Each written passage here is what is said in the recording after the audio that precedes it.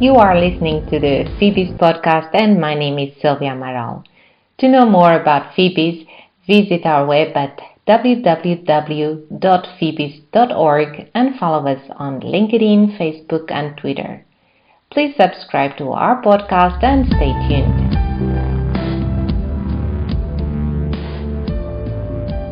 Welcome to this month's episode for a quick overview of the EU sixth package of sanctions on Russia and what it means for business information providers. Joining me is Stephanie Verilac-Marzin, FEBIS Institutional and Regulatory Affairs Coordinator. Thanks for joining, Stephanie, once again. Thanks a lot for having me, Sylvia. Right after the start of the war, the EU decided to adopt very quickly a set of sanctions against Russia. What has been the process so far? Indeed, you're right. The EU has been really quick in deciding on sanctions against Russia, with the first package already adopted on the 23rd of February 2022, so right after the Russian decision to send troops in Ukraine. Since then, it has been followed by a second, a third, a fourth, and a fifth set of package sanctions. At the beginning of June, the sixth package has been adopted. So you can see that it's really been a very condensed momentum with all the sanctions that the EU has taken against Russia. Yes, I can see. So, what would you say are the major points brought up by this sixth package? So this sixth sanctions package has been adopted, as I said, at the beginning of June. So it's the latest one and it's really fresh new. And it keeps the same approach that has been always in place since the original sanctions, if you want. The idea was always to say that we were going to target Russians' interest and also prevent the funding of war crimes together with a set of asset freeze.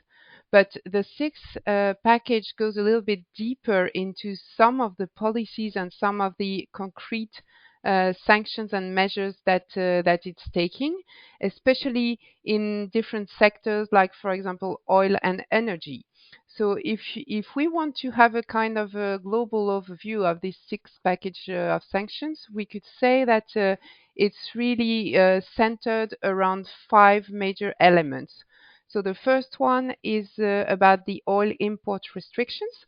So there's a clear embargo on crude and refined oil, which aims at phasing out the Russian oil import in an orderly fashion.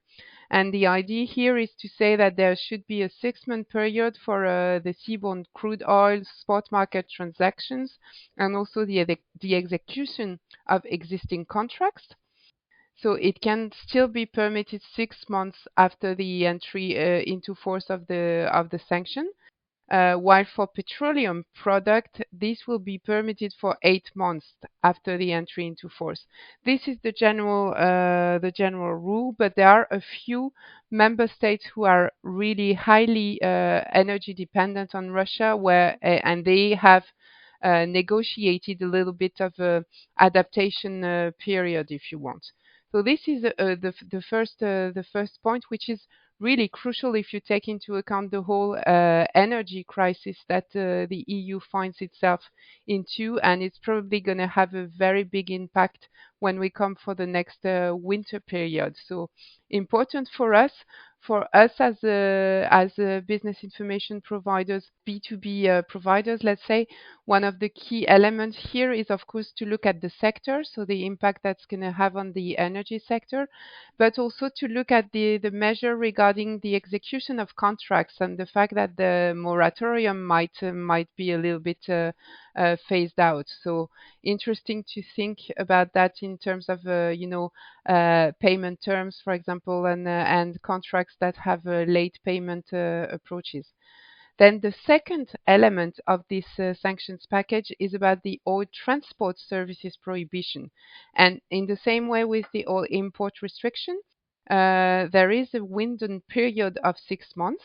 And after this window period, the EU operator will be prohibited from ensuring and financing the transport, in particular through maritime routes, of the oil that's coming from Russia and to the third countries. So again, you see the implication is not only on the oil sector itself, but it's also on all the related different sectors like transport and maritime, which is very big. Not to mention, this is probably the one of the most important elements for FEBIS members and for people active in business information sector.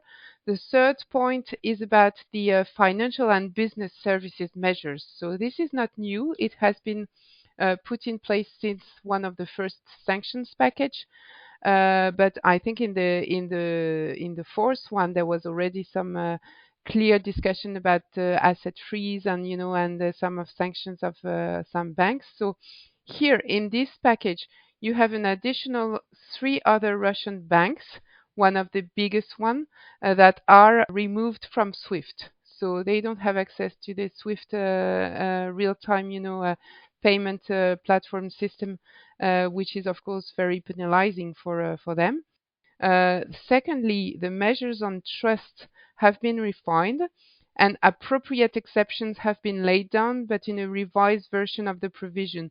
For example, there are some exemptions for humanitarian purposes or for civil society clearly defined purposes to make sure that there is no secondary effect that hasn't been foreseen.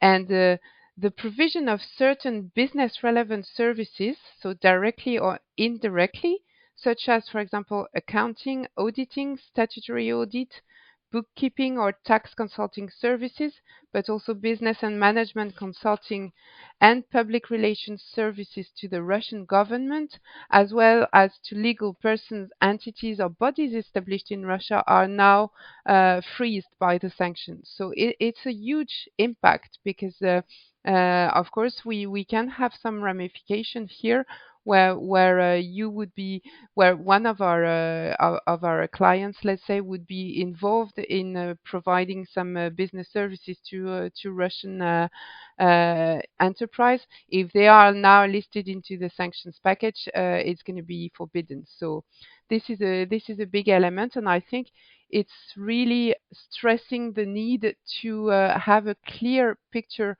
of clients and suppliers and of the commercial businesses and counterparts that companies are trading with, because this is key in putting the sanctions package in place. So this was the third element of the package. The fourth one is about a broadcasting suspension. So not that crucial for us, but in a general manner, yes, because the idea is to suspend some of the news and to make sure that there is no news manipulation, and that some broadcasting activities are suspending because they were really pro-Kremlin disinformation outlets which were targeting our audiences also in the Ukraine and in the EU. So additional to that, several regulators of broadcasting services in the EU member states have decided to ban also some of the broadcasting from some Russian TV operators or news operators. So you have it into two layers if you want, at the EU level and at member states level. It also depends on the country, but there is much more effort put in trying to fight against disinformation. And the fifth element goes around the export restrictions. So there is a list of advanced technology items that are banned from export to Russia, and it includes, for example, chemicals that can be used in the manufacture of chemical weapons, similar to the way that it was already prohibited, for example, since 2013 because of the Syria element. But in the package of the sixth sanction, the list is a little bit expanded, and it also expands the list of natural legal persons or entities which are associated with Russia's military industrial complex. And these natural or legal persons which are involved in various sectors, it can be electronic communication, weapons or shipyards, and scientific research. So you see the frontier is very tiny, and this really shows the importance of getting crucial and updated and accurate information about the persons and the businesses who are behind all that kind of activities.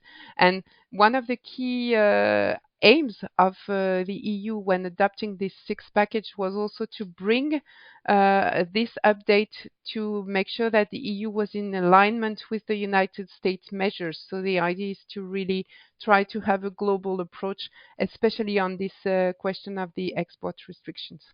Yes, indeed, very comprehensive. So what would you say are the most important measures for our sector? So definitely, as said before, the point number 3 on the financial and business services sanctions are really key. And for example, already in the third package of the EU sanction, there were some provisions regarding the financial sector. And there was especially one key item that has been adopted, which was that the EU put in place a prohibition for EU agencies to provide financial rating services to Russian companies. So our FEBIS members and our business information community is not doing rating services as such, but the scoring and rating sometimes work together. So there's a clear there's a clear element here saying that there shouldn't be some rating provided to Russian companies which are in the sanctions list. Secondly, I think the question of the impact on the supply chain and of the trade counterparts that used to trade with Russia and which are now reconsidering their commercial and their business creditors and suppliers is also key for our sector because it is very much linked to the trade credit environment, and as we know, the trade credit is really key to the whole EU economy. And the fact that now there are some prohibition with some Russian companies and with some Russian individuals, it's really bringing some of the balance, let's say, that used to be in place in the trade credit more into jeopardy. So this is the second element that's really important for the sector, I think. And thirdly, I would say the freeze of the Russian assets with the extension of the legal entities and natural person entering into the scope of the sixth package is also very important. And here it really pushes again for the need to have very sophisticated identification and thorough business information processes in place to make sure that we can identify both the businesses that are at stake, but also behind the businesses, the relevant ultimate beneficial owners. And this is an element that FEBIS has been pushing forward for a very long time. Well, and now it becomes even more of a need. Exactly. So, indeed. So, thank you, Stephanie. As usual, a pleasure to have you guiding us through such relevant topics. And I hope to see you soon in the FEBIS podcast for more relevant content in the regulatory affairs field. Thank you very much and have a very good day, everybody. We would love to hear your feedback and thoughts for future episodes. You have been listening to the FEBIS podcast. If you like the content, please subscribe. Thank you for listening.